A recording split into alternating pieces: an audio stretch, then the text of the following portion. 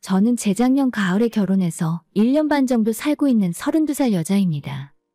결혼할 때부터 지금까지 줄곧 시댁과 갈등이 있었어요.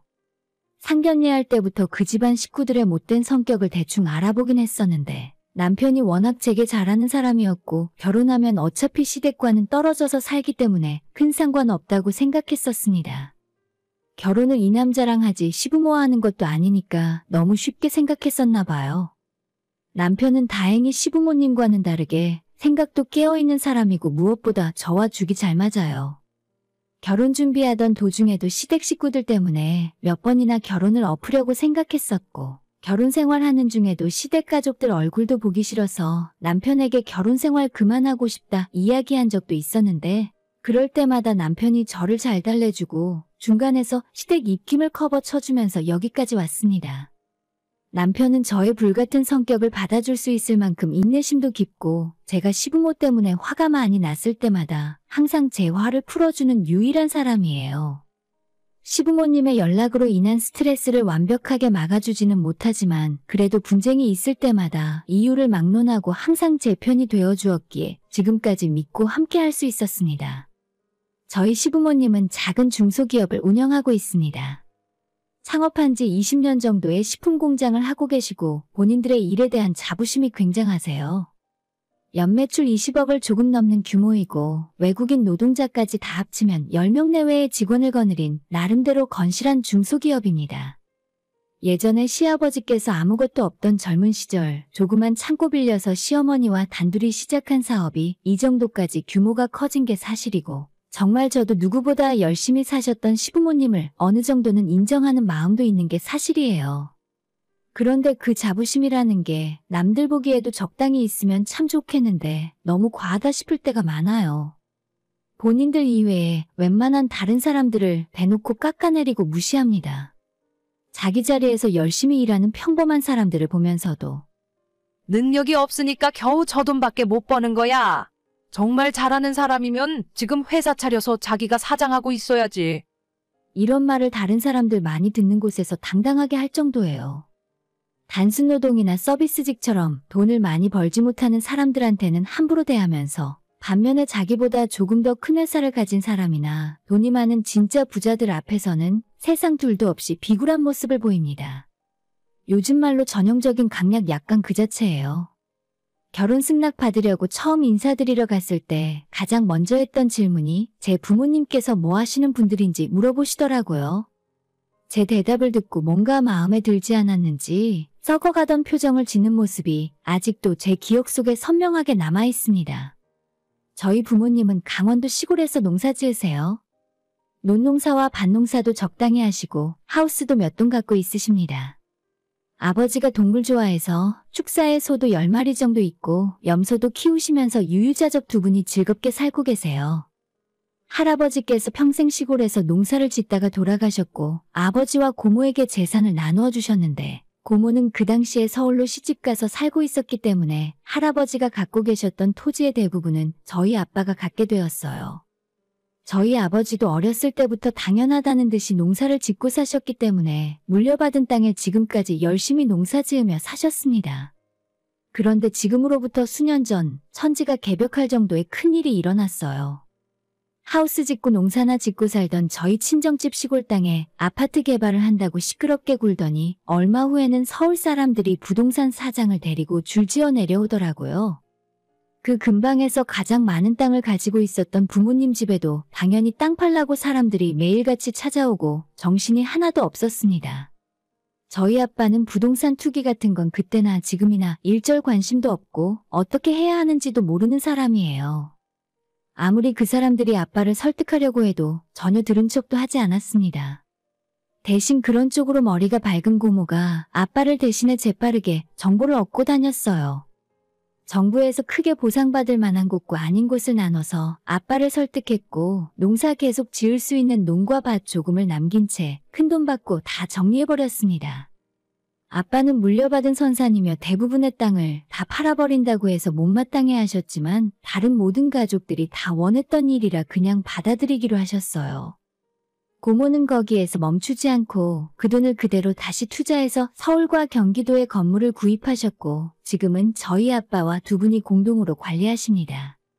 그때 사둔 건물이 몇 년이 지난 지금은 시세도 많이 올랐고 매달 들어오는 월세만 해도 부모님 노후에 힘들게 일 안 하고 사실 수 있어요. 하지만 아빠는 통장에 돈이 얼마가 들어오든 아직도 살던 동네에 그대로 남아서 작게 농사를 지으면서 살고 있어요. 다만 이젠 돈 벌려고 하는 건 아니고 그냥 평생을 이렇게 살아왔기 때문에 움직일 수 있는 날까지 농사는 작게 지으실 거라고 하시더라고요. 옛날과 비교해서 저희 집이 달라진 거라곤 오래된 낡은 집을 허물고 예쁜 마당이 있는 2층 집으로 싹 새로 올린 거랑 예전부터 아빠가 소 키우고 싶다고 엄마한테 노래를 불러서 축사도 새로 짓고 염소랑 소 몇 마리 키우는 게 전부예요. 아직도 엄마 아빠 두 분은 아침 일찍 일어나 농사 짓고 가축들 돌보며 사십니다. 예전에 먹고 살기 위해 한참 농사 지을 때에 비해서 10분의 1도 안 하는 거라 그냥 우리 가족 먹고 친척들 나눠주려고 하시는 거나 마찬가지예요. 제 남편은 서울에서 태어나서 자란 서울 촌놈입니다. 저희 시골집에 처음 인사하러 왔을 때 아직도 이런 곳이 있냐면서 집에서 키우는 염소와 소를 보며 신기해하곤 했었죠. 평생 아파트에서만 살아왔기 때문에 우리 집처럼 농사 짓고 사는 걸 보면 싫어할 수도 있겠다고 생각했는데 의외로 좋아하더라고요. 옛날 남편의 외할머니 댁이 생각난다며 우리 부모님에게도 싹싹하게 굴고 결혼하고 난 다음엔 제가 없더라도 친정집에 혼자 놀러와서 밥 먹고 부모님께 용돈 주고 올라오는 착한 남편입니다. 이런 남편 아니었으면 진작 시부모님 피해서 도망이라도 쳤을 거예요. 제가 처음 시댁에 인사드리러 갔을 때 농부의 자식이라는 게 탐탁치 않아 하셨던 시부모님은 상견례 때 그 인성이 다 드러나더라고요. 저희 아빠 그래도 그 옛날 시절에 농대까지 나오시고 나름 농사 짓기 위해서 배울 만큼 배운 분인데 시아버지께서 자기는 서울의 대학 나왔다며 은근히 친정아빠와 비교하며 기분 좋아했어요. 저와 남편의 상견례인데 시부모는 본인들 자랑을 하며 작년에 회사의 매출이 얼마고 지금 일하는 종업원이 몇 명이고 중국으로 수출을 하고 있다는 이야기까지 상견례 자리에서 왜 하고 있는 건지는 모르겠지만 저희 부모님의 기를 죽이기 위한 것 같았습니다. 자기 이야기 한참 하고는 저희 아빠한테 농사를 몇 평이나 짓냐고 물어보더니 요즘 그렇게 해서는 농사로 돈 못 번다며 또 어디서 주워들은 농사 이야기를 나불나불대면서 값비싼 특용작물이 어쩌고 저쩌고 외국과 아이를 재배해야 돈을 번다느니 하며 평생 농사라곤 한 번도 지어본 적 없는 시아버지가 상견례 자리에서 우리 아빠한테 농사 강의를 늘어놓고 있었습니다. 옆에서 그 모습을 보고 있는데 참 기가 막히고 그 와중에 우리 아빠는 또 그게 뭐라고 추임새까지 넣어가면서 아, 그런 게 있나요? 대단하네요. 오늘 좋은 거 배워갑니다. 하면서 듣고 있는 게 아니겠어요? 우리 아빠가 신기한 듯 반응해주니까 시아버지는 더 신나서 아는 척 해대고 있고 지켜보는 내내 짜증이 나더라고요. 한참을 이어지던 시아버지의 농사지식 자랑은 옆에 있던 저희 남편이 적당히 하라고 말려서 간신히 끝이 났습니다. 결국 그날 상견례에서 하라는 저희 결혼 이야기는 거의 하지도 못했고 밥 다 먹고 집에 가는 순간까지 시아버지가 저희 아빠에게 나중에 직접 사돈댁 찾아가서 자기가 농사 컨설팅을 해줘야겠다면서 사업하는 사람이 보는 거랑 일반 사람이 보는 눈이 다르다는 말로 마무리를 했네요. 부모님이랑 같이 집에 돌아오는 길에 아빠에게 아니 왜 헛소리 하는 걸 그냥 듣고만 있었어? 라고 물어봤더니 아빠가 하시던 말씀이 사돈 어른이 말도 잘하고 재미있어서 그냥 듣고 있었다며 허허하고 웃고 말더라고요. 솔직히 말해서 자기가 농사에 대해 알면 얼마나 안다고 어디서 어깨너머로 주워들은 소리를 평생 농사 지으며 살던 사람 앞에서 당당하게 이야기할 수 있다는 게 어떤 의미로는 저희 시아버지도 정말 대단한 철판이라고 할 수 있겠네요. 상견례 때부터 본인이 기선제압을 했다고 생각했는지 결혼하고 나서도 허구한 날 저한테 농사가 어떻고 저떻고 자기는 사업이 아니라 농사를 했어도 엄청 크게 했을 거라면서 조선시대에 태어났으면 만석군이 되었을 거라고 하는데 이게 가만 듣고 있다 보면 자기 자랑인지 아니면 우리 부모님이 못났다고 내려가는 건지 기분이 묘했습니다. 하루는 기어코 시부모님이 남편과 함께 저희 친정에 놀러 온 적이 있어요. 저희 친정집 뒷마당에는 정자도 하나 만들어두고 바비큐 그릴도 있어서 친척들이나 제 친구들도 종종 놀러 가서 고기도 구워 먹곤 합니다. 우리 아빠가 남편이 집에 놀러 왔을 때 사돈댁 어른들도 언제 한번 모시고 내려와서 함께 마당에서 고기나 구워 먹자고 했는데 남편이 크게 반기며 바로 시부모님에게 이야기해서 자리가 만들어졌어요. 저는 엄마 음식 준비 도와준다고 미리 친정 내려가서 준비하고 있었는데 시아버지의 까만 외제차가 저희 집으로 들어오는 게 보였어요. 이제야 도착했구나 싶어 제가 먼저 마중을 나갔는데 차에서 내리는 시어머니가 코를 찡그리면서 아휴, 시골 냄새. 라고 하시는 게 아니겠어요? 옷차림부터 화장까지 한껏 멋을 내고 온 시어머니를 보면서 진짜 무슨 청담동 사모님이라도 오신 줄 알았습니다. 더 웃긴 건 시아버지도 차에서 내리시면서 이게 소똥 냄새지? 이런 냄새가 나줘야 진짜 시골이지. 고소한 게 좋기만 하구만. 친정집이 축사에서 좀 멀리 떨어져 있어서 그 냄새가 난다기보다 동네 주변에서 아직 농사 짓는 집들이 많기 때문에 봄에는 원래 거름 냄새가 나긴 합니다. 아무리 그래도 그렇지 사돈댁에 처음 왔는데 시어머니는 손수건으로 코를 막고 냄새가 역하다며 투덜거리고 있고 시아버지는 또 뭐라도 되는 것처럼 짐승 키우는 축사가 사람 사는 집에서 너무 가깝다면서 위생이 어쩌고 하는 헛소리를 하고 있었어요. 그렇게 시작한 저녁 식사가 분위기가 어땠을지 안 봐도 뻔했습니다. 저희 아빠가 사돈댁은 삼겹살보다 소고기를 좋아할 것 같다면서 한우 등심을 사다가 직접 쑥까지 피워 구워줬는데 시어머니는 냄새 때문에 속이 안 좋다며 음식을 입에도 안 대고 시아버지는 자기도 시골에 이런 별장 하나 짓고 속 편하게 살고 싶지만 지금은 너무 바쁘다면서 결국엔 또 자기 사업자랑 돈 자랑으로 이어지더군요. 남편이 중간에서 말리고 다른 주제로 돌려봐도 항상 똑같았어요. 적당히 해야 받아주지 말끝마다 본인 사업으로 성공한 이야기만 해대니까 듣고 있기에 여간 곤욕이 아닙니다. 고기 먹으면서 술도 한잔하고 해가 저물면서 분위기도 좋았는데 시어머니는 벌레 날아든다고 질색을 하며 빨리 집에 가자고 재촉하더라고요. 결국엔 저희 집에 온 지 2시간 만에 밥만 먹고 도로 올라가 버렸어요. 평소에 제 친구들이 놀러와서 밤새 술 먹고 집을 난장판으로 만들어도 아무런 말 안 하시는 우리 엄마였는데 앞으로 사돈댁은 집으로 부르지 마라. 도시에서만 살았는데 시골이 얼마나 불편했겠니? 라고 하실 정도였습니다. 자기들이 돈을 벌면 얼마나 벌었다고 저렇게 유난을 떠는지 모르겠어요. 남편 말에 따르면 사업하기 전에는 오래 고생하며 가난하게 살다가 사업이 갑자기 커지고 본격적으로 돈 벌기 시작한 건 10년 전부터라고 하는데 그 10년 사이에 개구리 올챙이적 기억을 다 까먹었나 싶더라고요. 결국 그 다음 주에 남편이 혼자 친정에 내려가서 저희 부모님에게 사과도 하고 아빠가 좋아하는 술이랑 엄마 화장품도 사서 가져다 드리면서 잃었던 점수 만회하고 오는 덕분에 저도 또 그냥 넘어가고 말았네요. 사실 이 정도는 정말 결혼 생활 내내 늘상 있는 일이었어요. 시부모님이 제 얼굴만 보면 어찌나 저희 부모님 걱정을 그렇게 하시는지 돈 많이 있으니 걱정하지 말라고 아무리 말씀드려도 다 잊어버리시고 사돈 어른이 농사에 재능이 없는 거 아니야? 지금이라도 늦지 않았으니까 논밭 다 팔아서 장사라도 하시라고 그래. 매일 헛소리를 해대는 바람에 속이 다 뒤집어져요. 그런데 작년 시어머니 생신 때 도저히 참을 수 없는 일이 일어났어요. 남편과 선물 사들고 시댁에서 생일 파티를 했습니다. 좋은 날이었고 분위기도 나쁘지 않았는데 저희가 준비해간 선물을 풀어보시던 시어머니가 갑자기 제 친정부모님 이야기를 꺼내시는 게 아니겠어요? 너는 남편 잘 만나서 복 받고 편하게 사는 줄 알아? 너희 아빠 같은 사람 만났어 봐라. 꼼짝없이 시골에서 평생 농사나 짓고 살았어야 했다. 순간 제가 들은 게 맞나 싶고 갑자기 제가 왜 이런 말을 시어머니에게 들어야 하는 건가 싶었어요. 제가 어머니에게 그게 대체 무슨 말이냐고 갑자기 여기서 친정부모님 이야기를 왜 하시냐고 물었더니 너가 애도 안 낳고 팔자가 너무 편해 보여서 그렇지. 농사 짓는 사람한테 시집 갔어 봐라.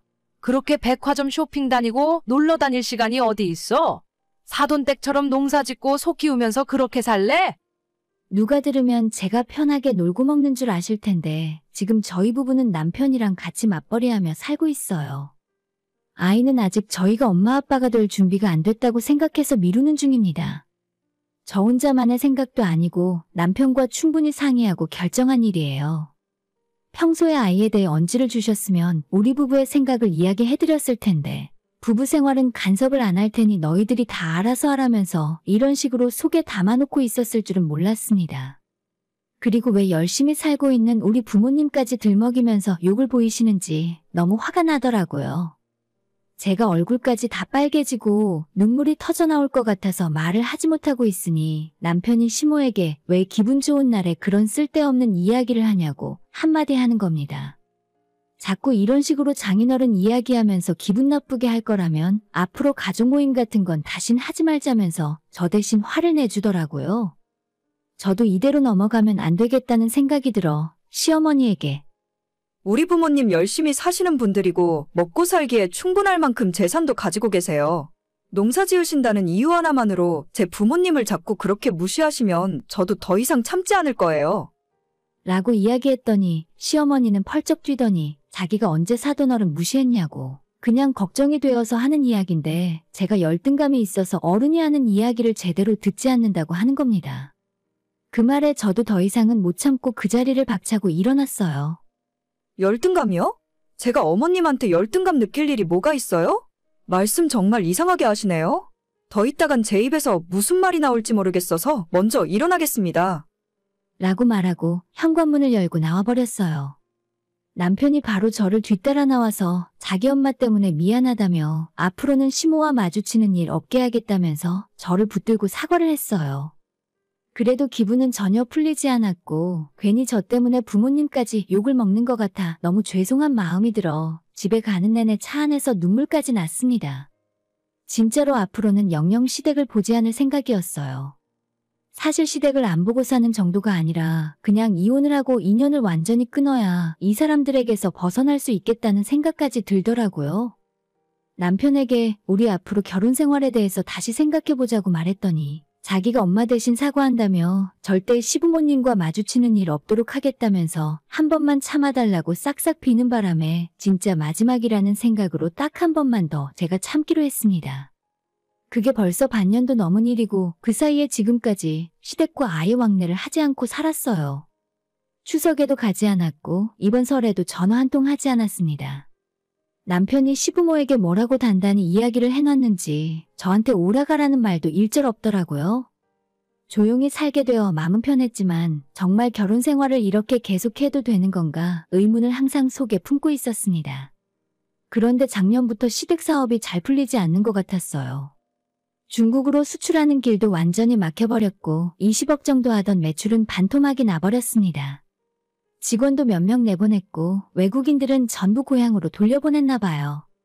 자기 집안일이 잘 안 풀리니 남편도 매일 걱정이 많아 보였어요. 그러다 결국 지난달부터는 직원을 2명만 남기고 다 내보냈고 시부모님 2분이 다시 아침부터 저녁까지 공장에서 일을 하고 있나 봐요. 남편을 통해서 한다는 소리가 얼마 후면 은퇴하고 우리 친정부모님처럼 시골에서 유유자적 살고 싶었다는데 당장 공장이 넘어가게 생겼으니 밤낮 없이 직접 일을 해야 하나 봅니다. 며칠 전에는 시모가 제게 직접 전화해서 작년에 자기가 입방정 떨어서 미안하다며 그 이후로 일도 잘 안 풀리고 벌을 받는 건지 계속 나쁜 일이 일어나는 것 같다 하더라고요. 주말에 한번 다시 저희 친정집에 다 같이 내려가서 고기도 구워 먹고 하루 놀다 오면 좋겠다고 하길래 우리 부모님은 그럴 생각 없는 것 같다 하고 전화 끊어버렸어요. 요즘 돈이 급하긴 한지 저희 남편한테까지 전화해서 대출 좀 받아달라고 하던데 제가 시부모님 대출해주면 바로 이혼이라고 못을 박았습니다. 그렇게 냄새나는 시골이라고 하더니 갑자기 우리 친정집에 가고 싶다고 하는 것도 아마 돈 좀 빌려달라고 하려는 것 같아요. 땅도 좀 있고 건물도 있으니 대출이라도 받아서 빌려보려는 속셈이겠죠. 절대 그런 일은 없을 거고 시댁이 쫄딱 망해서 회사가 당장 넘어간다 해도 저는 눈도 깜빡하지 않을 겁니다. 당장 이번 달에 남은 직원들 월급 줄 돈도 없다던데 저러다 악덕사장으로 노동부에 고발되는 건 아닌가 모르겠어요. 시댁 집이라도 팔아서 줄 돈은 줘야지 어쩌겠어요? 저도 남편 생각해서 참고 살고 있는 거지 저런 인성을 가진 인간들이 망하던 말던 전혀 상관할 바가 아닙니다. 지금은 그럴 일이 없는데 혹시라도 남편이 본인 부모를 경제적으로 돕고 싶어 하면 그냥 나랑 이혼하고 얼마든지 도우라고 하려고요. 하늘이 두 쪽 나도 시댁 도와줄 돈은 없으니까요. 오늘의 사연은 여기까지입니다. 구독과 좋아요, 알림 설정 부탁드려요. 다들 행복하시고 좋은 하루 되세요.